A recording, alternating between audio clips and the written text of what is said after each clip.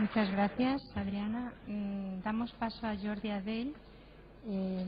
Él es profesor de la Universidad Jaume I de Castellón, ya es conocido en el ámbito por todo el tema relacionado con la introducción de las TIC, y yo querría resaltar que en este caso invitado a la mesa porque él forma profesores y entonces le ponemos aquí el reto de que nos hable sobre el tema. Cuando quieras, Jordi.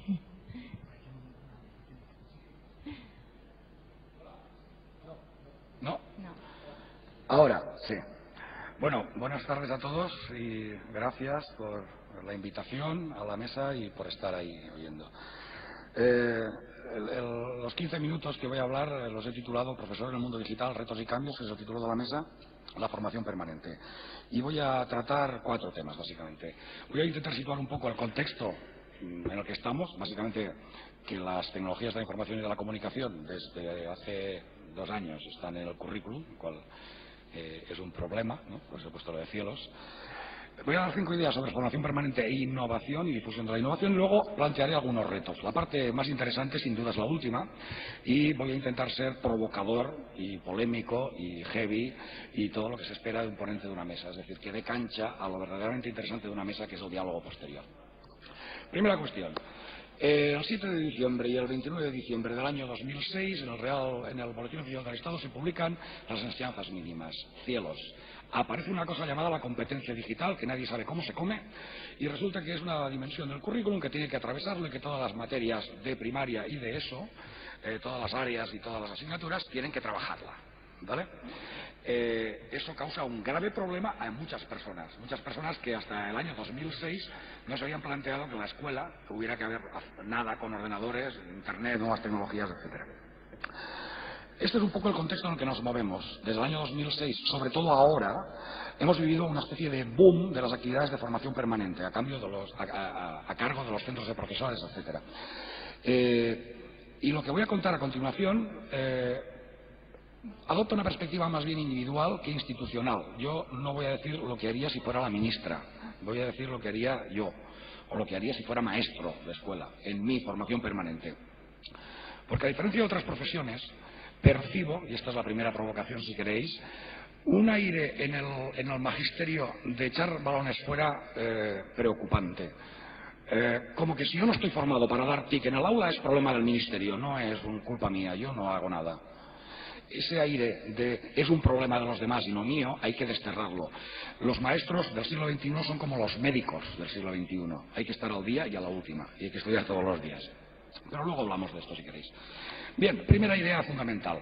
La formación del profesorado solo es uno de los factores de cambio y de innovación en los centros docentes. No el único.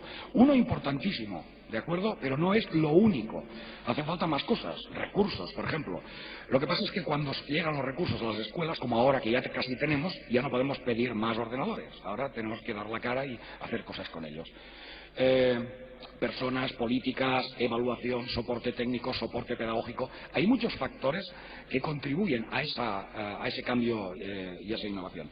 De hecho, algunos autores dicen que cuando falla alguno de ellos se producen fenómenos como el siguiente.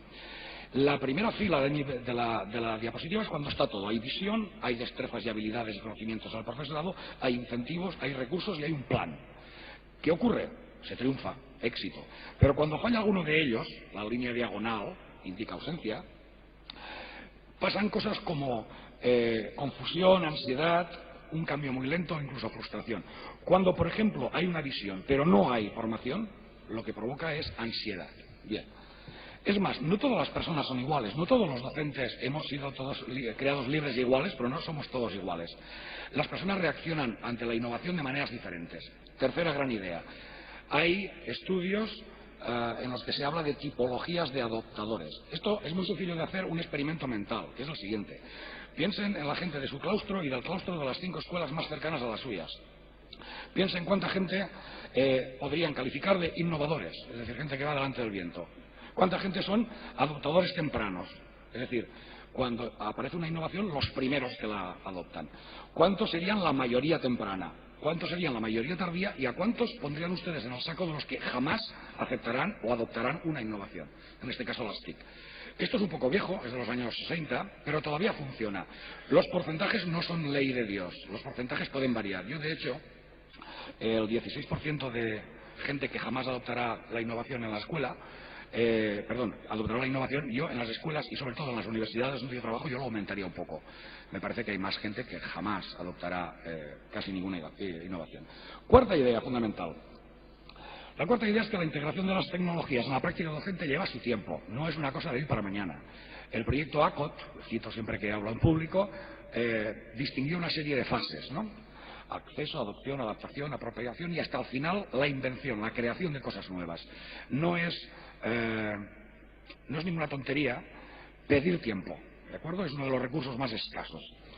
Y finalmente, la última idea así de tipo general sobre la innovación es que la integración del conocimiento de los docentes es algo complejo, porque requiere tres cosas.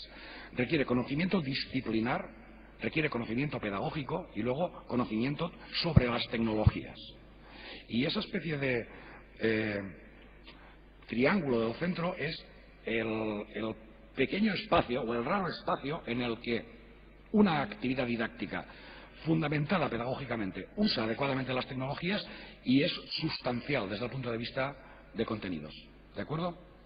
Pero vayamos a la parte más interesante, la provocación. Yo creo que hoy en día la formación permanente del profesorado, en cualquier nivel, se enfrenta a una serie de encrucijadas. Yo voy a proponer algunas. Alguna ya se ha comentado. Y voy a proponerlas para debate. Diré lo que yo pienso, pero esto es lo que es objeto de debate. La primera encrucijada es vieja. Formación en herramientas y en actividades.